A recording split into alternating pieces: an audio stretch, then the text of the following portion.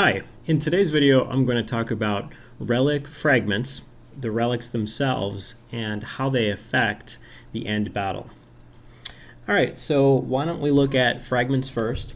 Fragments come in their own deck, and they are kind of like power-up cards in that your heroes will gain access to them by completing destinations.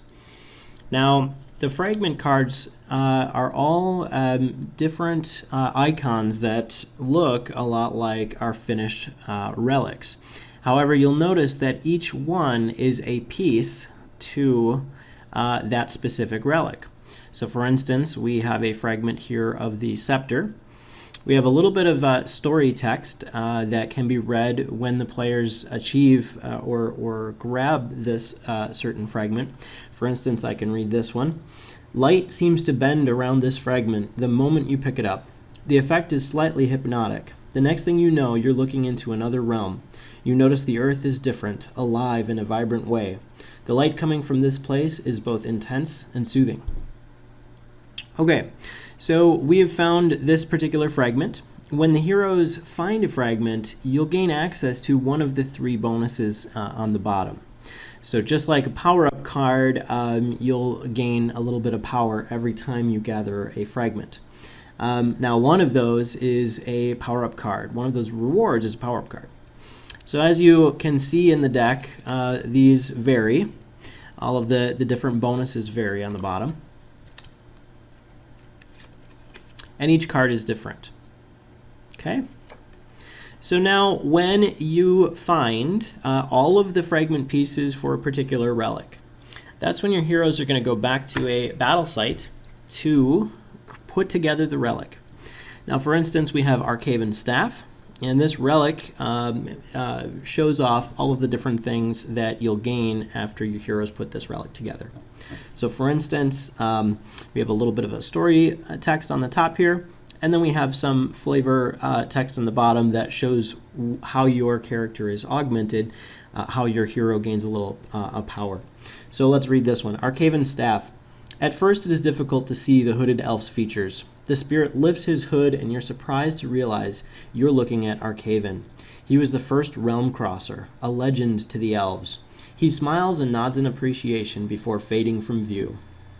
Once per game turn, you may spend 5 energy to allow all heroes who have rolled a skill to receive the most favorable roll of the group. So at the bottom, you'll see you have a ability that can be used once per game turn. And this is unique to each of the relics. Okay? So what else do we have? We have the ability to deal damage to soul shields. So whenever you have a completed relic, that relic automatically deals soul shield damage to opponents who have one. Okay? And then against the Magi, the final thing that you're going to gain, actually there's two things. One of the final things you're going to gain is a bonus to one of the abilities to shut down one of the abilities that Adrimon possesses. So if we look at the Adrimon's card here, you're going to see that she has, just like other bosses, she has 6 different abilities that is usable against the heroes. So each of these abilities is shut down, or at least dampened, reduced in power, by one of the relics. So for instance, her attack, if the heroes have the scepter, the staff, that actually shuts down part of her power for the attack. If you have the shield, that shuts down the Cyclone of Souls ability, the mastery that she uses.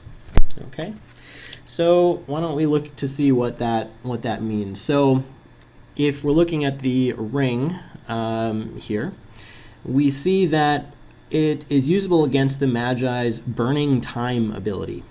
Okay, when the Magi uses Burning Time, all heroes lose 1 gear upgrade instead of 3, and may heal normally this round. All heroes receive a -1 bonus to their survival rolls this round. Okay. One last thing that heroes will gain with these relics, you're going to gain a bonus to one of your attributes. Okay, so for instance, the Starfire ring, whoever is wielding this ring is going to gain 9 health. Okay, so and if we look at the Scepter of Light, additionally, that is +5 to your second mastery.